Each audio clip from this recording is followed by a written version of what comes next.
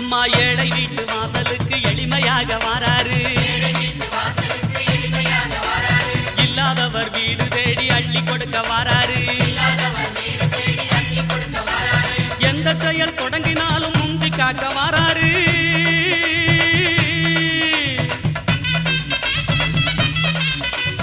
எந்த செயல் தொடங்கினாலும் முந்தி காக்க வாராரு.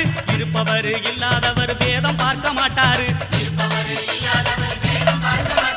வாராரு பிள்ளையாரு